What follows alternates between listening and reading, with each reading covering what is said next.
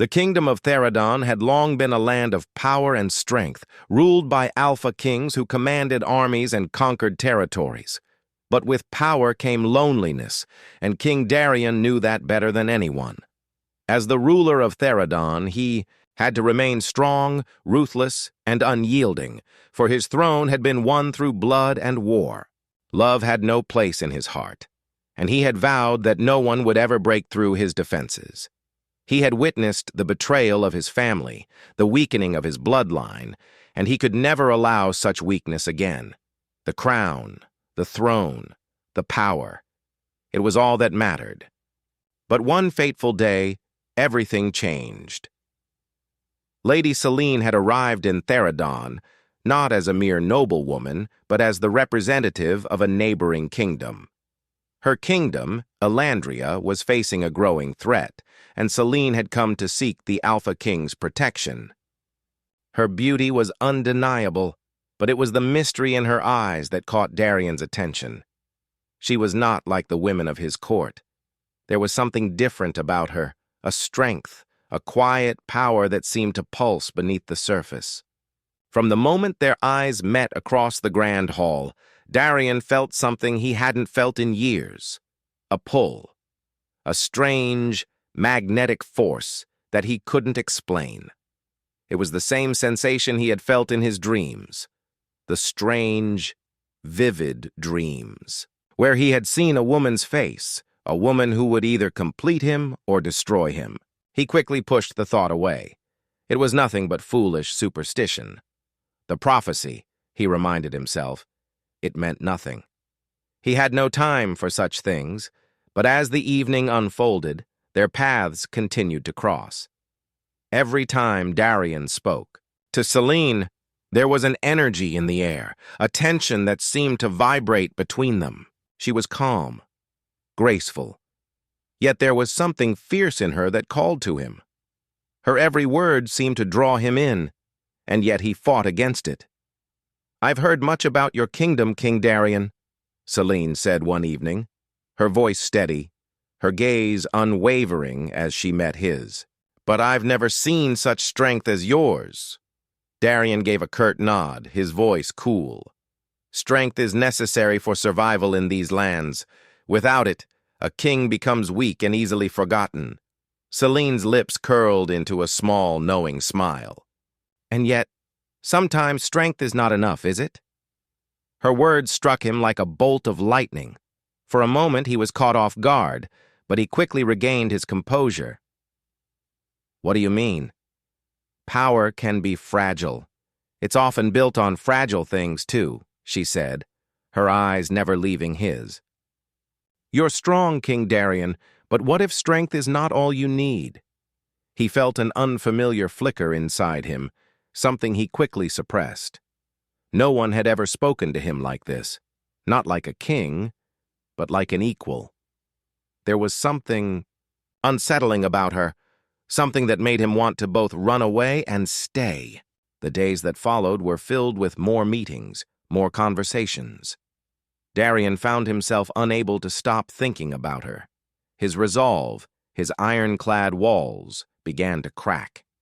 The connection between them deepened with each passing day, even as he fought against it. Selene, for her part, was not immune to the pull either. She had come to Theradon to negotiate an alliance, to save her kingdom from the looming threat, but she had not expected the Alpha King to be so commanding. She had heard stories, of course, about his strength, his unbreakable will, and his ruthless nature, but none of it had prepared her for the man she met in person. There was something captivating about him, something that both frightened and fascinated her. And then, one evening, it happened. They were alone in the royal gardens, the moonlight casting a soft glow over the flowers and trees. The air was cool, filled with the scent of blooming roses. They had spoken about many things, about kingdoms, about power, about the world outside Theradon. But tonight something was different. There was no longer any pretense between them. "Do you believe in fate, Selene?"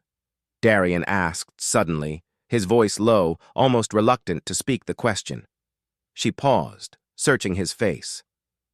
"Fate is a strange thing," she said slowly. "We cannot control it, but we can choose how we respond to it." Darian felt his chest tighten. The way she looked at him made him feel exposed, vulnerable, like a man who was being seen for the first time. And for some reason, he couldn't look away. Before he could say anything else, she stepped closer to him. The distance between them seemed to shrink, and he could feel the warmth of her presence. He had never been this close to her before, and the air around them felt charged with an energy he couldn't explain. For a brief moment, Darian's resolve wavered. He reached out, as if drawn by an invisible force, and touched her cheek. Her skin was soft, warm, and for that brief moment, everything seemed to stop. The weight of the world, the responsibilities of the throne, the wars he had fought, none of it seemed to matter. All that mattered was the connection between them. But just as quickly, Darian pulled his hand away, his expression hardening. "What is it that you want, Celine?" he asked, his voice strained, almost as if he were forcing the words out. Celine's heart raced, but she steadied herself. "I want nothing but what is best for my people. I want peace." He looked at her, his eyes darkening with a mixture of confusion and frustration. "And if I give you peace, what will you give me in return?" he asked, the words falling from his lips before he could stop them. She smiled, though her heart was heavy with the truth she didn't want to face. "I will give you what you need, if you are willing to accept it." The silence between them stretched out, thick with the unspoken words, the unacknowledged truth. Darian wanted to walk away, to push her out of his mind, to keep his heart locked away. But the bond between them was undeniable. It was as if their souls had already intertwined, and no matter how hard he tried, he couldn't break free. His chest tightened as he looked at her, his emotions swirling. "I cannot allow this," he muttered, almost to himself. "I cannot allow myself to feel this way." But Celine didn't move. She stood her ground, looking into his eyes with a softness that both broke and healed him. "You don't have to allow it, Darian. It's already there." And then, before he could stop himself, he kissed her. It wasn't a forceful kiss, nor was it rushed. It was a kiss that spoke of years of longing, of hidden desires, and of a bond that had been there all along, waiting for them to acknowledge it. For a moment, everything felt perfect. The world around them faded away, but as quickly as the kiss had begun, Darian pulled away, his breath ragged. "You don't understand," he said, his voice hoarse. "You can't. This bond, this connection, it's dangerous." Celine's eyes widened. "What do you mean?" "The prophecy," he whispered, his face pale. "It's not just a myth. If I claim you, I will lose everything. I cannot be weak." Celine's heart sank. She had heard the whispers about the prophecy, but she had never believed them. Now she felt the weight of it pressing down on them both. With a heavy heart, Darian turned away from her, his back to her, as he spoke coldly. "This bond, it cannot exist. You must leave, Celine." Her heart ached as she watched him walk away, the coldness of his words cutting deeper than any sword. The bond between them had ignited, and yet Darian had shattered it before it could even bloom. And Celine knew, deep in her heart, that this was just the beginning of something that neither of them could escape. The days after that fateful kiss felt like an eternity for King Darian. His thoughts were clouded with confusion and regret. He had known that the bond with Celine was dangerous, but nothing had prepared him for the deep ache that followed after he had pushed her away. The more he tried to focus on his duties, the more the memory of her haunted him. The warmth of her touch, the way she had looked at him. How could he let it go so easily? But he had no choice. He couldn't allow himself to weaken for anyone, not even her. The crown he wore demanded sacrifice. It demanded that he remain unfeeling, that he be ruthless, and above all, that he remain untouchable. If Celine remained in his life, the prophecy would come true, and the power he had fought so hard to claim would slip from his grasp. He had seen it in his dreams, had seen what would happen if he let himself love her. Yet, as the days turned into weeks, Darien's rule began to suffer. The kingdom, once strong and steady under his reign, began to show cracks. The nobles whispered behind his back, his generals grew restless, and the very land seemed to feel the weight of his broken heart. The people of Theradon had always followed him because of his strength, but strength alone was no longer enough. Darien could feel it, a shift in the air, a danger growing on the horizon. Meanwhile, Selene found herself struggling with the aftermath of Darien's rejection. She had been exiled from the palace, cast out with no explanation other than the cold words of the Alpha King. She had returned to her own kingdom, but her heart was still tangled with him. She couldn't escape the bond that had ignited between them, no matter how hard she tried. The deeper she searched for answers, the more she realized the prophecy was not just a curse, it was a force that neither of them could control. In the months that followed, Selene found herself studying the ancient texts of her people, hoping to find a way to understand the magic she had inherited. Her powers, dormant for so long, began to awaken. The bond with Darien had unlocked something within her, something deep and powerful. She could feel the magic swirling inside her, as if it were alive, waiting to be unleashed.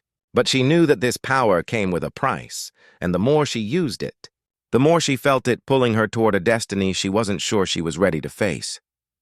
One evening, as she sat alone in the quiet of her chambers, a messenger arrived with an urgent letter. It was from Darien himself. Her heart skipped a beat as she tore open the seal, her hands trembling. The letter was brief, but its words sent a chill through her. "Selene, I need your help. Theradon is under threat. There is a rebellion rising, and I cannot defeat them alone. I have no other choice. Please return." "Darien," she stared at the words, her mind racing. After everything, after the way he had cast her aside, now he was asking for her help? The bond between them had not vanished, but it was frayed, stretched thin. Yet, despite the pain, Selene knew she couldn't turn her back on him. She had a responsibility, both to her people and to the kingdom of Theradon. The fate of the realm rested on their shoulders, and she couldn't ignore the call for help. The very next day, Selene set out for Theradon once more, but this time, she carried with her a new understanding of her powers. She was no longer the woman who had once been swept up in Darien's world. She was stronger, more certain of her purpose, and ready to face whatever lay ahead. When Selene arrived at the gates of Theradon, the atmosphere in the kingdom was tense. Soldiers lined the streets, their eyes wary and their steps hurried. The rebellion that had been brewing for months was now at its peak, and the Alpha King's grip on the throne was slipping. Selene made her way through the city, her heart heavy with the weight of the decision she had made. She had returned to a place that had once felt like home, but now it seemed foreign, cold. She could feel the eyes of the people on her, whispers following her every step. They remembered her, but they didn't know her as she was now, powerful, determined, and ready to fight for what was right. When she finally entered the palace, Darien was waiting for her. He stood at the top of the grand staircase, his dark eyes watching her as she ascended.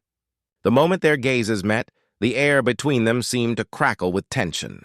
The bond that had once burned so brightly between them now felt like an open wound, raw and painful. "I see you've come," Darien said, his voice low, yet there was something soft in his words.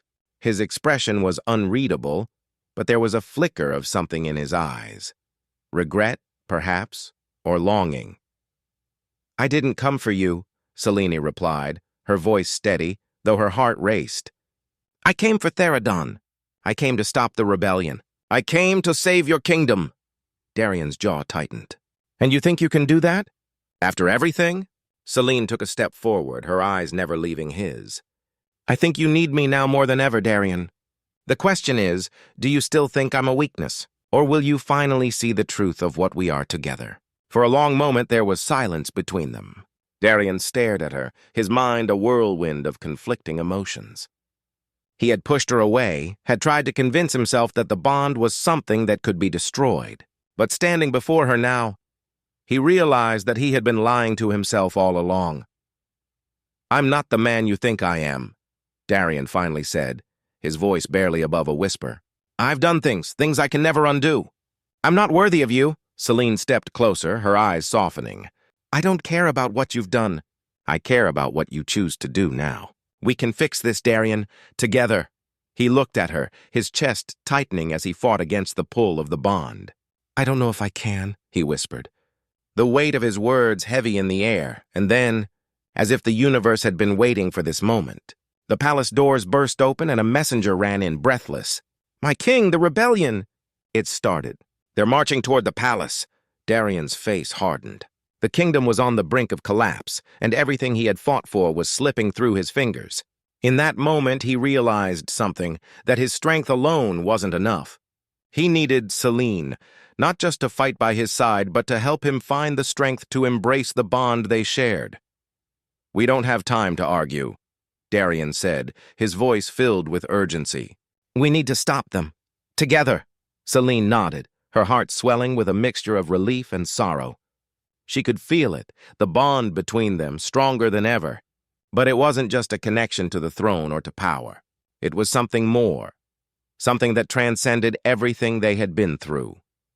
As they turned to face the rebellion that was about to tear their world apart, both of them knew that this was only the beginning of their true journey, one that would test them in ways they never imagined. But no matter what happened, they would face it together, and perhaps, just perhaps, the bond they had once feared would be the very thing that saved them.